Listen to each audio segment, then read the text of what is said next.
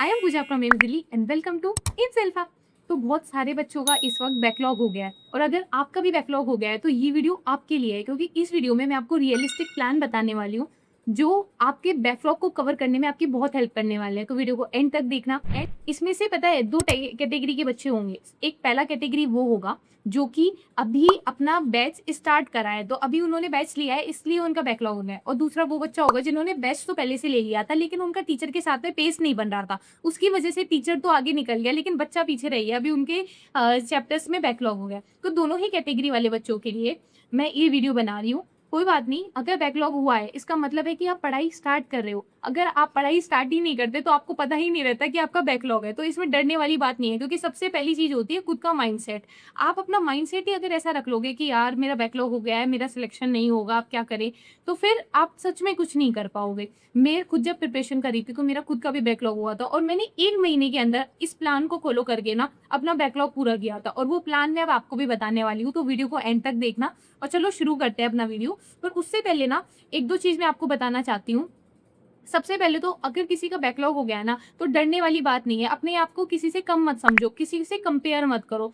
सबसे बेकार चीज अगर आप स्टूडेंट लाइफ में होते हो तो ये होती है कि आप कंपेयर करने लग जाते हो। कंपैरिजन बहुत गलत चीज होती है, क्योंकि आप जिससे कंपेयर कर रहे हो सकता है वो बंदा पहले से पेपर दे चुका हो, अभी आप फ्रेशर हो, और वो आप जिससे कंपेयर कर रहे हो वो ड्रॉपर हो, उसने एक बार पेपर दे दिया हो, या फिर ये हो सकता है कि उसने अपनी प्रिपरेशन आपसे पहले स्टार्ट करी हो। तो आप अगर उससे अभी कंपेयर करोगे ना तो खुद को डिमोटिवेशन होगा। कंपैरिजन बिल्कुल नहीं करना है। अभी इस फेज में हो कि अगर क्वेश्चन नहीं बन रहे हैं, अगर इस वक्त क्वेश्चन नहीं आ रहा है, कुछ भी समझ नहीं आ रहा है, तो इस वक्त घबराने वाली बात नहीं है, क्योंकि अभी इतना टाइम है कि आप अपने आप को इम्प्रूव कर सकते हो। उसके बाद में जब आप पेपर में जाओगे वहां पे आपकी कैपेबिलिटी चेक होगी। ये वाला जो फेज है ना, ये पूरा आपके प्रिपरेशन के लिए है। ये फेज में आपको अपने आप को इम्प्रूव देने पे काम करना है, ना कि आपको किसी से कंपेयर करना है। ठीक है। और जिन भी बच्चों ने अभी तक बैच नहीं लिया है, गाइस अपनी प्रिपरेशन स्टार्ट कर दो, क्योंकि बहुत लिमिटेड टाइम रह गया है। फर्स्ट राउंड की जो कट ऑफ आई है उससे आपको इतना तो पता चल गया होगा ना कि कितनी ज़्यादा कट ऑफ जा रही है। तो उस हिसाब से आपको एक ऐसा बैच लेना है जहाँ पे एक पूरी स्ट्रक्चर्ड वे में प्रिपरेशन हो। नर्सिंग टू नॉर्सेट का बैच जो कि मैं हमेशा आप लोगों को रिकमेंड करती हूँ एम्स बीएससी नर्सिंग के लिए, and I am recommending it again कि नर्सिंग टू नॉर्सेट का बैच ना सबसे बेस्ट बैच है एम्स बीएससी नर्सिंग के लिए। पता है क्यों? क्योंकि एक तो सबसे पहले एम्स लेवल की प्रिपरेशन हो रही है। आपको एम्स के लिए ना एक्स्ट्रा पढ़ने की जरूरत नहीं है, जो पढ़ाया जा रहा है एम्स लेवल का उसे ही अच्छे से पढ़ना है, आराम से सिलेक्शन हो जाएगा। सेकेंडली, अभी इस वक्त ना वहाँ पे इंडिपेंडेंस डे सेल चल रही है, तो आपको 250 रुपीज का ऑफ भी मिल रहा है। तो आपको एक अच्छा बैच कम प्राइस में मिल रहा है, और वो भी हिंदी मीडियम और इंग्लिश मीडियम दोनों के लिए। सबसे बड़ी बात यह है कि ट्रस्टेबल प्लेटफॉर्म है, टीचर्स लाइव लेक्चर्स लेते हैं, आपके रेगुलर डाउट सेशंस होते हैं, उसके अलावा आपके वीकली टेस्ट हो रहे हैं, आपके क्लास टेस्ट हो रहे हैं, आपके नोट्स में है ना सब कुछ आपको नीट के पीवाईक्यूज से लेके और एमटीजी के क्वेश्चंस तक हर एक चीज आपको कराई जा रही है। तो इसमें ये चीज है ना कि आपको कहीं और भटकना नहीं है, एक जगह पे स्ट्रक्चर्ड वे में सारी चीज हो रही है। और अब इतना लिमिटेड टाइम है कि आप अगर सारी जगह जाओगे ना कि आज मैं यहाँ से पढ़ लेता हूँ, आज यहाँ से पढ़ लेता हूँ, तो आपका टाइम निकल जाएगा। नर्सिंग टू नॉर्सेट का बैच आप लोगों के लिए बेस्ट रहेगा। आई विल रिकमेंड कि आप एक बार जाके देखो, अगर आपको सही लगे तो आप डेफिनेटली बैच लो। ठीक है।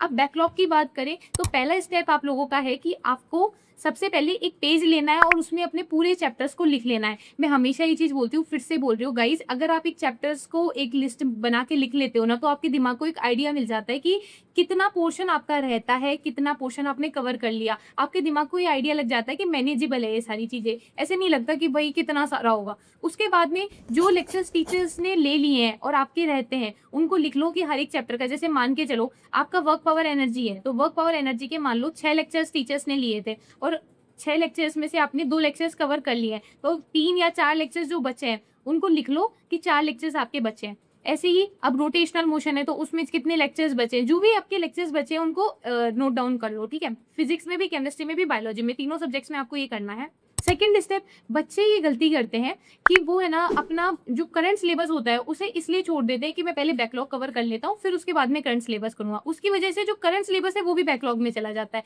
आपको इस चीज का ध्यान रखना है, आपके दिन का 60% हिस्सा सिर्फ और सिर्फ आपके करंट सिलेबस को कवर करने में जाना चाहिए और आपका 40% हिस्सा आपके बैकलॉग को कवर करने में। जैसे मैं आपको एक एग्जाम्पल के थ्रू बताती हूँ।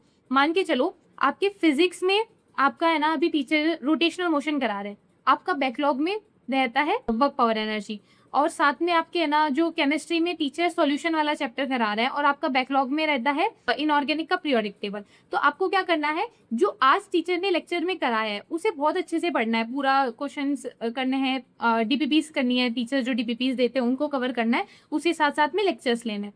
साथ में आपको अपने दिन का एक हिस्सा, जैसे मान के चलो आप सुबह अपना करंट सिलेबस पढ़ रहे हो, तो जो शाम वाला हिस्सा है वो टाइम अपना बैकलॉग को दो। उसमें आपको सबसे पहले टीचर के लेक्चर्स देखने हैं।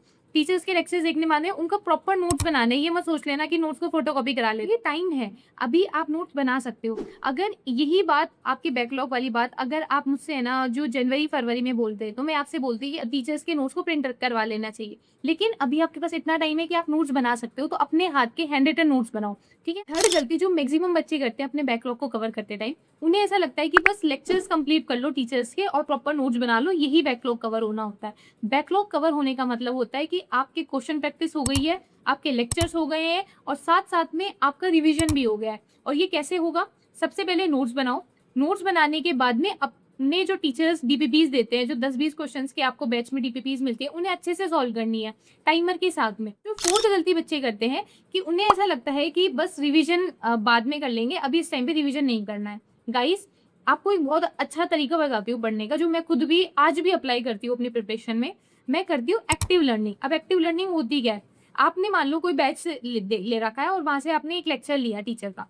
टीचर का लेक्चर लेने के बाद में अपने नोट्स को बंद करो, एक खाली पेज लो और पेन से लिख के देखो कि आपको कितना उस लेक्चर का याद है। इससे पता है क्या होगा, एक तो जब आप पढ़ते रहोगे तो आपके दिमाग में ये रहेगा कि यार मुझे बाद में ना अपने मन में सोचना है, तो मुझे याद आना चाहिए कि मैंने क्या पढ़ा था। सेकेंडली, आपकी यहाँ पे एक्टिव लर्निंग हो रही है कि रिसेंट में आपने क्या पढ़ा आपको याद है, ठीक है। तो अगर आपको ये चीज अभी याद है तो फिर आपने एक बार टीचर के जस्ट लेक्चर लेने के बाद में वो चीज रिवाइज कर ली, उसके बाद में आपने उसे रिवाइज करा अगले दिन की सुबह को, तो आपका 2 बार रिवीजन अभी अभी में हो गया। फिर आप 3-4 दिन बाद में एक बार और रिवाइज कर लेना। तो ऐसे है ना आपको रिवीजन करते टाइम में ऐसे भारी नहीं लगता कि यार अभी तो बहुत सारा रिवीजन करना है, क्योंकि आपके दिमाग में पहले से ऐसा होता है कि मैं 2-3 बार तो रिवाइज कर ही चुका हूँ, आराम से चीजें याद आ जाती है। ये 3-4 स्टेप्स हैं जो मैंने खुद ने फॉलो करे थे अपने बैकलॉग को कवर करने के लिए। और देखो, अब मैं ना जो टाइमिंग है कि आपको क्या टाइमिंग फिक्स रखना है अपने बैकलॉग को कवर करने का, वो मैं नहीं बता सकती, वो आप अपनी प्रिपरेशन के अकॉर्डिंग देखो, आप किस सिचुएशन में आपको बैकलॉग कवर करना है। बस मैं ये बता सकती हूँ कि आपको 60-70% हिस्सा अपना करंट सिलेबस को देना है और 40% हिस्सा अपना जो टाइम है वो आपको बैकलॉग को देना है। ऐसे अगर आपने 1 महीना 2 महीना अगर ये टाइम टेबल फॉलो कर लिया ना, तो आपका बैकलॉग भी कवर हो जाएगा और उसके साथ साथ में आपका करंट सिलेबस है वो भी साथ में चल रहा होगा। और अच्छे से पढ़ते रहो। अभी जब आप यहाँ पे आ जाओगे ना, तो आपको सारी चीज़ें वर्थ इट लगने लग जाएगी। मतलब एम्स इतने बड़ा इंस्टीट्यूट है और आप यहाँ से अपनी ग्रेजुएशन कोर्स कर सकते हो, इससे बड़ी बात और क्या हो सकती है। आप अपने प्रोफेशन को आगे आप ही लेके जाओगे, अभी से उसके लिए मोटिवेटेड रहो और मेहनत करते रहो, डेफिनेटली आपका सिलेक्शन होगा। And all the best. Comment section में मुझसे पूछ लेना कोई भी डाउट हो तो, and keep working hard. Bye.